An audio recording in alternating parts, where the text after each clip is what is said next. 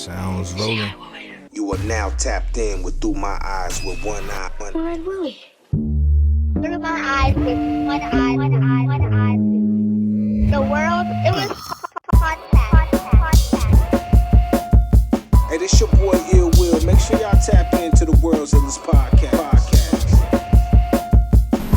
What up, everybody, and welcome back to Up Late at Night with 25/8 Networks. This is episode 8, and in the building today, I got the lovely Miss DestineeRai here. Y'all give it up for her one time. Yeah. What's up, everybody? My name is DestineeRai, like he said, singer, songwriter, entrepreneur, now content creator. Let's go. Y'all hear it live and direct. DestineeRai is in the building. How's everything been going for you today? Everything is great. I'm excited to be here. Thank you so much for having me. Everything has been an amazing blessing. That's what's up. That's good to hear. Now, last night you had a show. You performed with a band. How did that go for you last night? It was at the Mammoth, right? It was at the Mammoth. Okay. So I was invited by Dave Wilkris and Jasper, the band. He has his own set, and I was just doing like some background vocals with him, a few verses on a few songs that he had, and it was great. It was cold outside though, but it was amazing. It was a good experience actually performing with a live band and instrumentation. That's dope. So is that your first time being able to perform with a live band, or have you done that before in the past? I've done it like one time in the past, Okay. like when I was in college with a jazz band, but that was like years ago. So it was basically my first time since like 10 years, whatever. So Okay. maybe 6 years. I just was dramatic. That's what's up. Now, speaking of college, well, before you went to college, you were already writing music and you were doing your Yes. thing. You were journaling, but when you got to college, that's when you really started getting into the music scene. Yes. Now, talk about your journey and give the listeners a little bit of background about DestineeRai, being from Lexington, Kentucky, and how you got into your journey of doing music. Sure. So yes, from Lexington, I come from a family of a musical background. Okay. So like my mom sings, my dad sings, my grandparents sings, and I always knew as a young little buck that I had a voice, but I was always nervous to express myself because I was shy. I was very quiet. I was very observant. So who am I to like have a voice at the age of 7? But I knew that I wanted to share it. So I would kind of sing to myself in the bathroom or on the way to, to the school. And I was like, I have this voice. I have these words. I don't know how to put them together in a song. So I started writing in my journal. And to me, they were like poems. Mm-hmm. There were different sentences that didn't make sense to me because I didn't know what I was talking about when I was younger. So after, obviously, like fast forward, experience in life, I went to college and I met a group of people who were in the music scene in Cincinnati because I went to Northern Kentucky University, and I was like, hey, I'm a singer, I like to sing, I like to write. In my eyes, I wasn't the best, but when I got into that community, they was like, no, you can write. Just like start by doing different sentences, different stanzas for a poem, get a beat, get a producer, and started writing to those songs. So I built a community while I was in college, and my confidence just grew. I was doing different open mic nights in Cincinnati, and it just kind of grew from there. So in that aura, like when I was in college, I was discovering who I was as a woman, discovering who Destiny was. I came up with DestineeRai when I was in middle school, actually, and at the lunch table. So that always stuck with me. So I was like, I'm DestineeRai. Like I have this talent. I want to share it with the world. And it was history from there. So where did the Ray portion come from? My middle name. Okay, so your middle so my name. first name's Destiny. My middle name it has Ray in it. Okay. So yeah, I was like, that's how you DestineeRai. tied them together. Yeah. Now, you said that when you were younger, you would sing these different things. You would write into your journal. Now, from what I was told, your sister ended up catching you singing the days of the week in the bathroom, and she was like, "Hey, yo, what's going on with there?" How did you feel when your sister came to you and she was like, "Yo, Destiny, you got it. You can." I really was sing." nervous. Because I was like, oh my gosh, someone heard me. Like, was it good? Was it bad? And she's like, no, you can sing. Like, go show mama. Go show our stepdad. And I was like, okay. So being like quiet and knew that I had like this big voice, when she caught me, I was like, was it bad? Like, did she like it? And she was like, no, we got, let's tell mama right now. So it was now, cool. You said your mother and your father, they also did music as well. Was it more in the industry, trying to get a deal, or was it they did it in church. It was and in that church. was the extent of it. Church Okay. choirs, family, functions, just, playing different music in the house and hearing them sing. I'm like, oh, so my mom can sing, my dad can sing, and I can sing. So why not do it? Okay. And so you went on ahead and then let's put it all together. Sure. So now we get to college, you build this community, you start doing your thing. Talk about that first track or that first time you went into the studio. What was it like for you and what was that experience like? Although when I was in college, I built that community around me. My first track I recorded when I was in middle school. Okay. And it's called I'm a Queen. And Zacharias Collins, he is the one who recorded. And JaVale Williams produced that. And I'm surprised I remember that. And I was in middle school going into high school. Like I said before, it's called I'm a Queen. And at first, I did not like hearing my voice when it was played back to me because I was like, I sound childish. I sound like young and like, what am I talking about? I'm a queen. So it was like nerve wracking because I was like, I don't like my speaking voice. I feel like it's just kind of like, but as I grew to hear myself back in the, in the mic and the headphones, I was like, okay, I kind of like this. So basically playing my song on replay over and over again, I kind of got warmed up to myself and like confident with my voice, but it was like weird hearing myself back. I've always been like that too. I thought that I could rap, but then when I heard myself, I was like, yeah, this not for you right here. You need to figure something else out. So that was kind of like my role as well. So I just played the background and figured something else out. I was like, yeah, rapping that's right. just and not I just it. stuck to the books. And I was like, Yeah, definitely. So when you're up there in Cincinnati, Northern Kentucky area, you're working with these producers, you're working with artists, you're writing some things. What was some of that feedback that the people outside of your camp gave you? And tell why it's important for up and coming artists as well to get that feedback from those individuals, that constructive criticism. Yes. Some of the feedback that I got was get vocal lessons. Cincinnati is a tough city. So it was like, get vocal lessons, make sure that you are on point when you're on stage performing. And also when you are writing, come from a place where when you're writing and you perform this song, the person that is watching you, the person that's listening to you will feel where you're coming from. They're going to hear a DestineeRai song and then go back home like, dang, she was talking about some real stuff. And I felt that. So just being genuine, being honest, being open, and just being real overall when I'm writing, when I'm performing. Now, I had Mars on the show before. You familiar with Mars, Yes. up and coming artist out of Louisville, Kentucky? She talked about when she wrote, she had different color journal books. Sure. And they were like based off of her mood. So if she was upset, she would write in one. If she was happy, she would write in one. Do you have something similar like that? Or you just, I just go write straight to your journal? Whatever and I'm write? feeling, when I'm feeling it, 4:00 in the morning, 2:00 in the afternoon, I just write. Whether that's in a voice note and I'm just like singing to my phone, if I'm in the car driving, if I'm in the shower. I do also write in an actual notebook because I like to have that tangible source because it's my craft. So whenever I'm feeling, I just write. That's dope right there. So you're pretty much like, kind of like how the rappers do it. They may go out, they may catch a vibe real quick. They go into their notes, they write something, then they come back and inspiration anywhere. Yeah, inspiration. Okay, yeah. That's dope. That's definitely dope right there. Now, when did you release your first project? Now, was that an album? Sure. Was it an EP? How was that? And talk about that journey. Yeah, so my first project was an EP. It's called No Space, and I dropped that in 2018. I was I was recording at a studio in Cincinnati. It's called Blacklight Studios with Tony. And during that time, I was basically trying to find my sound. I knew that I can write these songs, but all the songs didn't make sense to be on a project, but I was too impatient and I was too eager to release something. So I was just basically exploring what I liked and what sounded good with my voice and different beats and, production and things like that. So that was 2018. It's called No Space. And on that, I didn't have space for any negativity because I was like, if I wanted to drop this EP, I'm going to do it on my time. My little sassiness. I was like, nobody can tell me nothing. You're not going to tell me no. So I was just in that headspace of no space, no negativity. You can't tell me no because I'm going to do what I want to do. Obviously, I've learned from those experiences. And then each song that's on my EP, it just basically tells a story of my love life, my secrets, and my journey. That's dope right there. What's the saying? You grow through what you go through. Yeah. So definitely, I can definitely understand that. So putting that pain into the music and then moving on is definitely dope.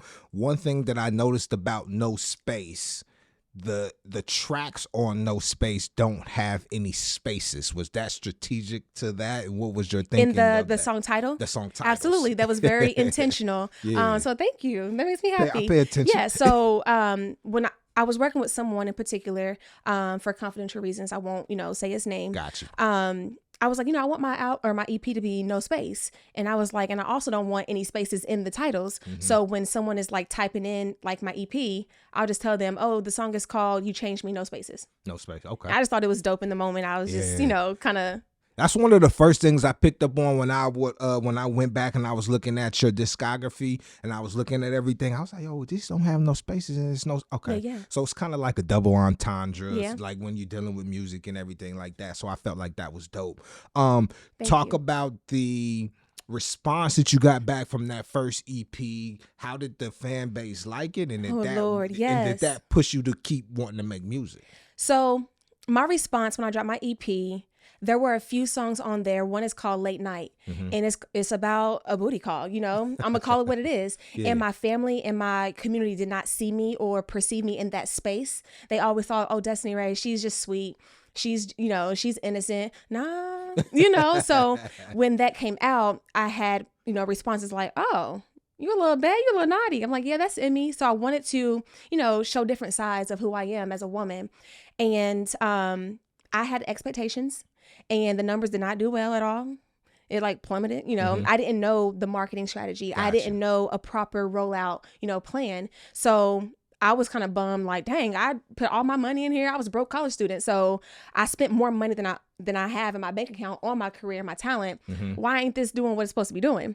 Obviously, the knowledge that I have now with the marketing and like how to roll out properly, that wasn't there. So the numbers, non-existent. The response was great, but they was kind of like shocked because a few songs on there was like, I didn't know that you was going to talk about that. So It was cool. That's dope right there, man. Shake it up a little bit, let everybody get a different feel of DestineeRai. And that's what's great about the art. That's what's great about the music. You're able to dig in, talk about those personal things that go on in life that people may or may not know about. So I think that that's definitely great. Now, why do you feel that it's important to have the right team and the right individuals around you to help push you forward with your craft? Because you can't do it by yourself. Yeah. At the end of the day, you're going to have a team around you to motivate you, to put you in the right places, in the right spaces.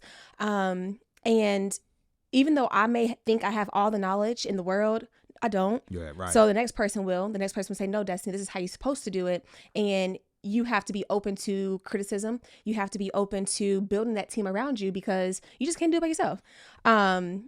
Obviously, building something in regards to a great empire, you can't do it with one person. Right. And I'm going to look silly if I am on stage and I'm accepting an award by myself. Yeah, definitely. Teamwork make the dream work. So if you all are able to have a group of individuals that can play a particular role, whether that's somebody who is the role manager, whether that's somebody who is just the manager, whether that's somebody who is just helping with whatever the case may be, having those people around you, having that team together is definitely and no yes men. A port. Yeah, no yes men. We definitely don't want those. I need to know, hey, well, that junk is whack. You know what I'm saying? Move forward with something different, check something else out. Right, so absolutely. I definitely feel that 100%.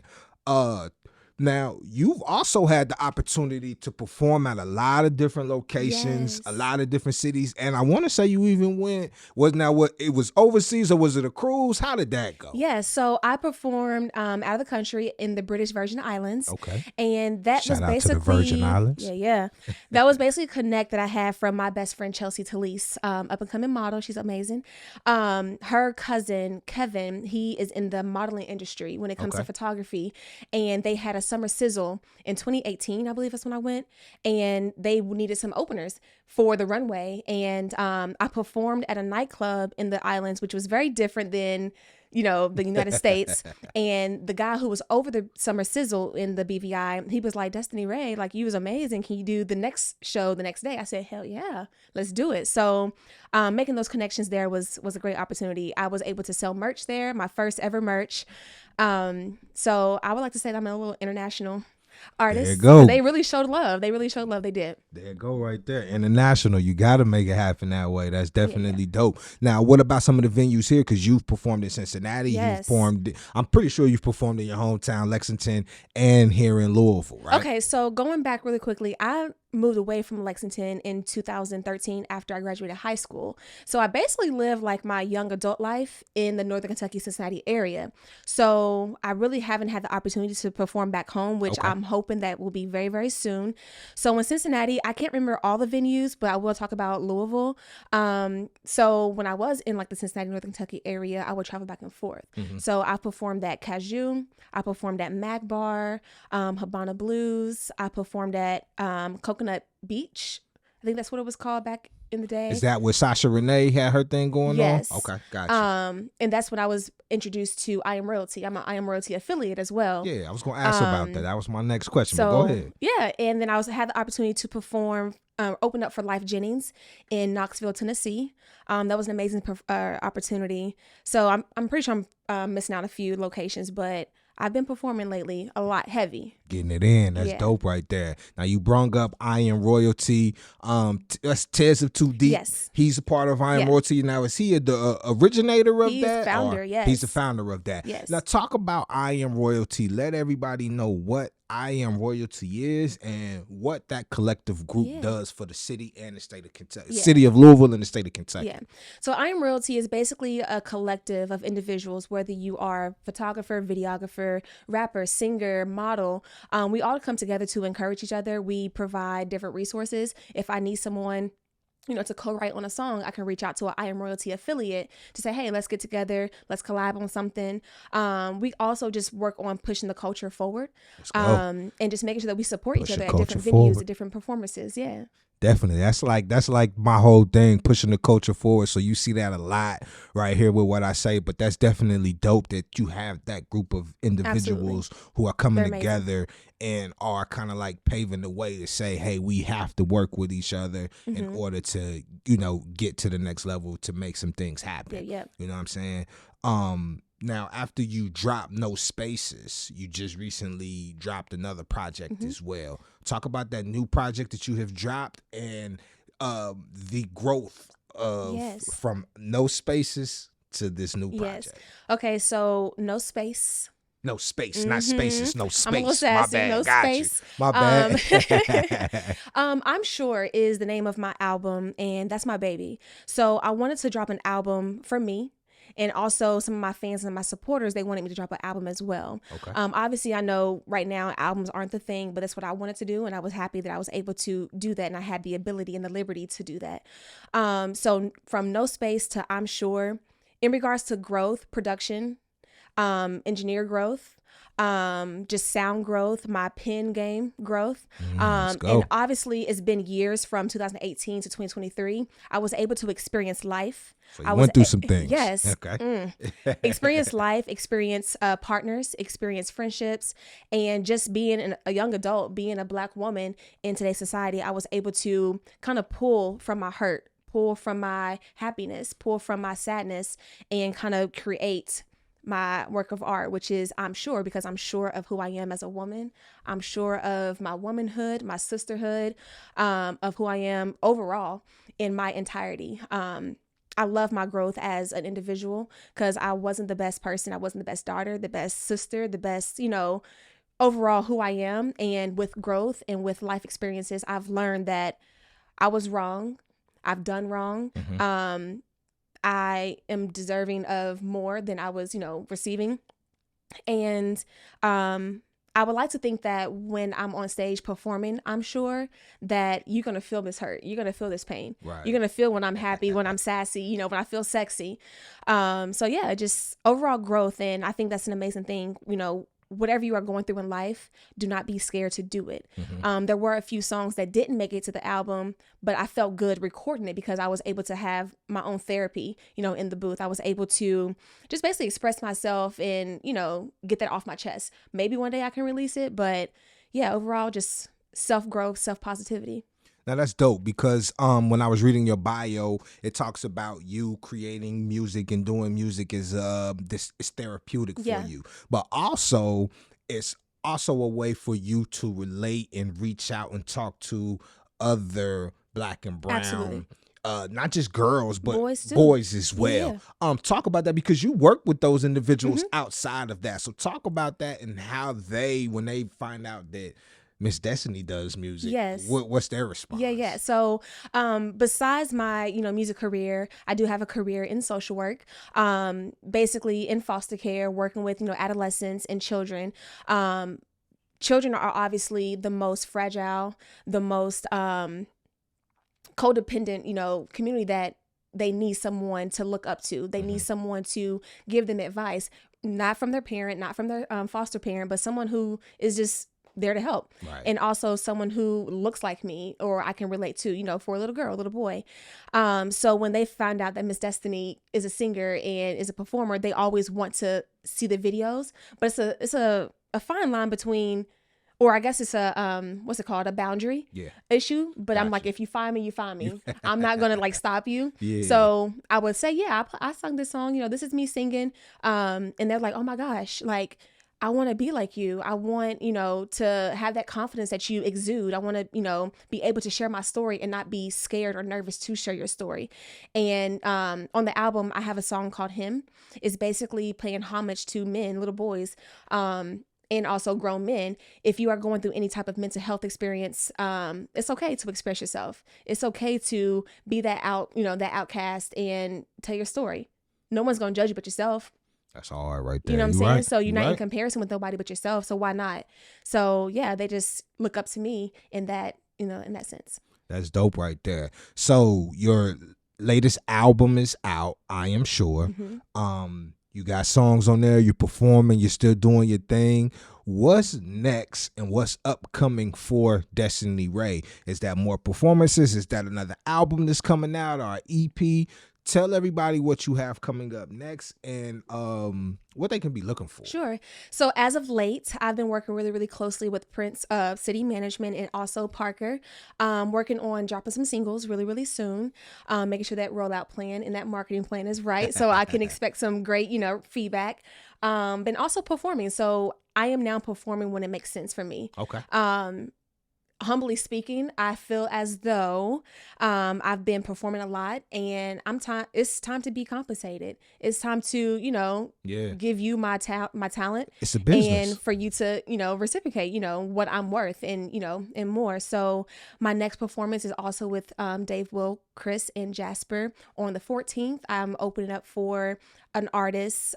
She's going on tour on the 20th.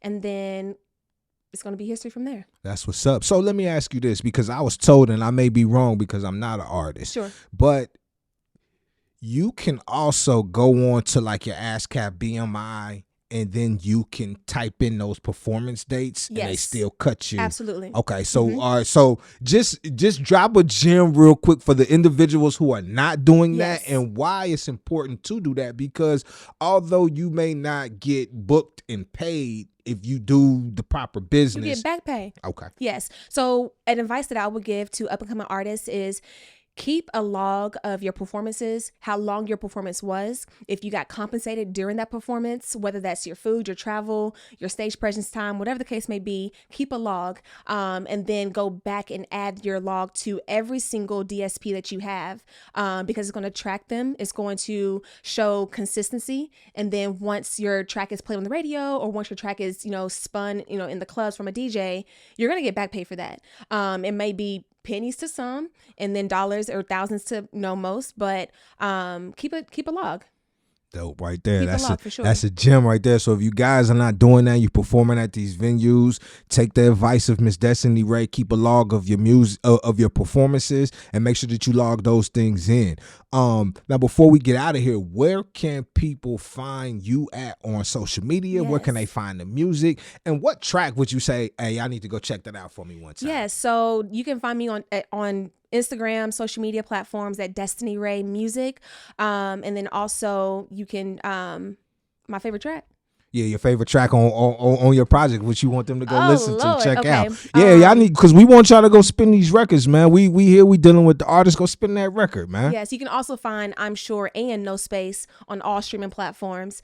My favorite record will have to be my baby Brown Paper Bag. Okay. I think that tells a story of who I am as a woman. On the outside, I might be basic, but on the inside, I have more that you can explore. I also like to go by the phrase basic yet extraordinary. Yeah. Okay. You don't always have to have the glitz and glam to be extraordinary. You can come with the most simple and basic thing and go with that. Be confident in that and run with it. That's dope right there. So y'all make sure y'all go tap in. Y'all check out DestineeRai on Instagram. Y'all find DestineeRai Music on Instagram. Yes. Y'all make sure y'all go get No Space. Y'all make sure y'all go get I Am Sure. No, not I Am Sure. I'm Sure. Yeah. Y'all go check out those tracks. Brown Paper Bag. Everything else. Tap in with DestineeRai, and if y'all get the opportunity to go check her live performance out, make sure y'all tap in with her. Go check that performance out, man. And like we always say, we are here to push the culture forward. So anything that we can do to help push the culture forward, that's what we here doing. This is episode 8. Miss DestineeRai is in the building, and I'm your host, One Eye Willie. We tapping out of here. Thank y'all for tuning in. It's always a pleasure. Peace, love, and blessings. I try to be myself, but that wasn't good enough. I try to be like she was.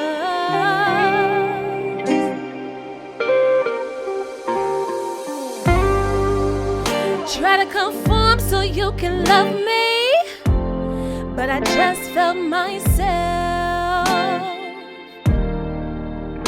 Try to change my reality. Men that I chose always treated me like a brown paper bag. On the outside she's basic, but open her up and see she's full of mysteries. Wait and see, she's been crumbled up, thrown away, disrespected like her. I am blind by my transparency, 'cause I only know one thing. Needed confirmation by others' perceptions. Don't be with him 'cause he will hurt your brain. I just wanted lust instead of love, 'cause I'm the only one that'll never change. Deep down inside I'm still corrupt, 'cause I love being treated